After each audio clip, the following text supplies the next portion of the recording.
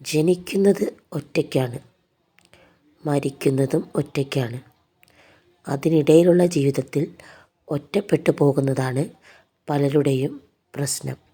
ജീവിതത്തിൽ ഒറ്റപ്പെട്ടു പോവുക എന്നത് ഏറെ ദുഃഖകരമായ കാര്യമാണ്. ഒറ്റപ്പെട്ടു പോകുന്നവർക്ക് അതിജീവിക്കാനും ബുദ്ധിമുട്ടാണ്. നമ്മൾ പ്രകൃതിയിലേക്ക് തന്നെ തിരിഞ്ഞു നോക്കിയാൽ മതി. കൂട്ടം കൂട്ടമായി നിൽക്കുന്ന ജീവികളിൽ നിന്ന് ഒരു ജീവിയെ പുറത്താക്കിയാൽ അത് അതിജീവിക്കാൻ പാടുപെടും. മിക്കപ്പോഴും മരിച്ചു പോവുകയും ചെയ്യും. എന്നാൽ മനുഷ്യനുണ്ടാകുന്ന ഒറ്റപ്പെടലുകൾ അവന് തന്നെ പരിഹരിക്കാൻ സാധിക്കുന്നതേയുള്ളൂ. ഒറ്റപ്പെടുമ്പോൾ ഉണ്ടാകുന്ന അവസ്ഥയെ മനസ്സിലാക്കി ജീവിത സാഹചര്യങ്ങളിൽ അല്ലെങ്കിൽ ജീവിതത്തിൽ ചെറിയൊരു മാറ്റം വരുത്താൻ മനുഷ്യൻ കുറച്ചൊന്ന് പരിശ്രമിച്ചാൽ മതിയാകും. ചിലർക്ക് ഒറ്റപ്പെടൽ മൈൻഡിൽ കണ്ടീഷൻ ചെയ്തു പോകാറുണ്ട്. അങ്ങനെയുള്ളവർക്ക് അതൊരു പ്രശ്നമായിരിക്കുകയില്ല. അത് അവരെ ഒരു ഇൻട്രോവേർട്ടാക്കി മാറ്റുന്നു എന്നതിൽ പരം മറ്റൊരു മാറ്റവും അവർക്ക് സംഭവിക്കാനില്ല. അവർ അതിനെ ആസ്വദിക്കുന്നവരാണ്. ഒറ്റപ്പെടലിനെ ആസ്വദിക്കുന്നവർ പലരും ജീവിത വിജയം കൈവരിച്ചിട്ടുള്ളവരുമാണ്. അങ്ങനെ ഒരു കണ്ടീഷൻ നടക്കണമെങ്കിൽ കാലങ്ങൾ വേണ്ടിവരും. നമുക്ക് ഇവിടെ അതല്ല പറയാനുള്ളത്. പെട്ടെന്നുള്ള ഒറ്റപ്പെടലിനെ എങ്ങനെ തരണം ചെയ്യാം, അത് നമുക്ക് ഉണ്ടാക്കുന്ന ആഘാതം എത്രത്തോളമാണെന്ന് നമുക്ക് എങ്ങനെ തിരിച്ചറിയാൻ സാധിക്കും. ആദ്യമായി ഒറ്റപ്പെടൽ ജീവിതത്തിൻ്റെ ഭാഗമാണെന്ന് നമ്മൾ തിരിച്ചറിയണം. ജീവിതത്തിൽ എപ്പോഴെങ്കിലും ഒറ്റപ്പെടാനുള്ള സാധ്യത കൂടുതലാണെന്ന് നേരത്തെ മനസ്സിനെ പറഞ്ഞ് മനസ്സിലാക്കണം. ഏത് നിമിഷവും ഏതവസരത്തിലും എല്ലാവരും നമ്മുടെ കൂടെ ഉണ്ടാകണമെന്നില്ല.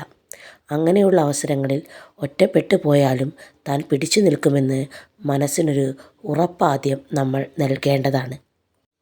ഏതെല്ലാം രീതിയിൽ നമുക്ക് ഒറ്റപ്പെടൽ അനുഭവിക്കാൻ പറ്റും? മാതാപിതാക്കളിൽ നിന്നും നമ്മൾ ഒറ്റപ്പെടാം, കൂട്ടുകാരിൽ നിന്നും ഒറ്റപ്പെടാം, നാട്ടുകാരിൽ നിന്നും ഒറ്റപ്പെടാം, സഹജീവികളിൽ നിന്നും ഒറ്റപ്പെടാം, സമൂഹത്തിൽ നിന്നും ഒറ്റപ്പെടാം. ഒറ്റപ്പെടൽ ഏത് വഴിക്കും ഏത് തരത്തിലും നമ്മുടെ അടുത്തേക്ക് വന്നു ചേരാം. ഒറ്റപ്പെടലിനെ നിശബ്ദമായി നിരീക്ഷിക്കുക.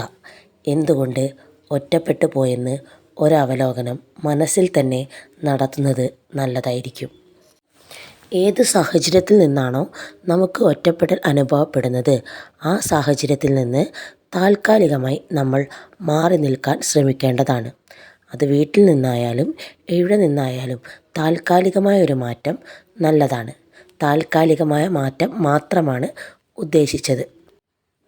അതായത് നമുക്ക് ചെറിയ യാത്രകൾ ചെയ്യാം, പഴയ കൂട്ടുകാരുമായി സംസാരിക്കാം, നമുക്കിഷ്ടമുള്ള പുസ്തകങ്ങൾ വായിക്കാം, ഇഷ്ടമുള്ള ഹോബികൾ ജീവിതത്തിൻ്റെ ഭാഗമാക്കി മാറ്റാം. അല്ലാതെ നാടോ വീടോ വിട്ടുപോകുന്ന കാര്യമല്ല പറഞ്ഞത്. നമുക്ക് എങ്ങനെ അതിനെ അതിജീവിക്കാമെന്ന് നമ്മളൊരു സ്വയം വിലയിരുത്തൽ നടത്തണം. അതായത് നമുക്ക് താല്പര്യമുള്ള കാര്യങ്ങളിലേക്ക് നമ്മുടെ ശ്രദ്ധയെ മെല്ലെ തിരിച്ചുവിടേണ്ടതാണ്. ഒരു പക്ഷേ അത് നമ്മുടെ ജീവിത വിജയത്തിന് തന്നെ കാരണമായി മാറിയേക്കാം. അല്ലാതെ ഒറ്റപ്പെടുന്ന അവസരങ്ങളിൽ നിങ്ങൾ ഒരിക്കലും മുറിയിൽ അടച്ചിരിക്കുകയോ മൂകമായിരിക്കുകയോ ചെയ്യരുത്. അത് ഡിപ്രഷനിലേക്ക് നിങ്ങളുടെ മൈൻഡിനെ കൊണ്ടുപോവുകയും തലച്ചോറിൽ ഡോപ്പമിൻ്റെ ഉൽപ്പാദനം താനെ കുറയാനും സിറാട്ടോണിൻ്റെയും മെലാട്ടോണിൻ്റെയും ഉൽപ്പാദനം കുത്തനെ കുറയാനും മാനസിക രോഗങ്ങളിലേക്ക് വഴിതെളിക്കാനും ഇത് കാരണമാകുന്നതാണ്. ഇനി നിങ്ങൾക്ക് റൂമിൽ അടച്ചിരിക്കാനാണ് താല്പര്യമുള്ളതെങ്കിൽ നിങ്ങൾ ഏത് ഹോബിയാണോ ഇഷ്ടപ്പെടുന്നത് അതിൽ വ്യാപൃതനാവുക. അടച്ചിരിക്കുന്ന റൂമിൽ നിങ്ങൾക്ക് നിങ്ങളുടേതായ ഒരു ലോകം സൃഷ്ടിക്കാൻ സാധിക്കുന്നതാണ്. നിങ്ങൾക്കവിടെ പുസ്തകങ്ങൾ വായിക്കാം, യൂട്യൂബിൽ കണ്ടൻറ്റ് ചെയ്യാം, നിങ്ങൾക്ക് ഇഷ്ടമുള്ള കാര്യങ്ങളെല്ലാം ചെയ്യാൻ സാധിക്കും. ചിത്രം വരയ്ക്കാം, നിങ്ങളുടെ പഴയ കൂട്ടുകാരുമായി സോഷ്യൽ മീഡിയയിലൂടെ ചാറ്റ് ചെയ്യാം. എങ്ങനെയാണെങ്കിലും ഏത് തരത്തിലാണെങ്കിലും നിങ്ങൾ ഒറ്റയ്ക്കിരുന്ന് ചിന്തിക്കാതിരിക്കുക. നിങ്ങൾ ആ ഒറ്റപ്പെടലിനെ നിങ്ങളെക്കൊണ്ട് തന്നെ അതിജീവിക്കണം. മറ്റാരും അതിനെ അതിജീവിക്കാൻ വരികയില്ല. നിങ്ങൾ അതേ അവസ്ഥയിൽ തുടർന്നാൽ പിന്നീട് നിങ്ങൾക്ക് അനുഭവിക്കേണ്ടി വരുന്നത് വലിയ പ്രത്യാഘാതങ്ങളായിരിക്കും. താൽക്കാലികമായ സങ്കടങ്ങളല്ല ഒറ്റപ്പെടൽ ഉണ്ടാക്കുന്നത്.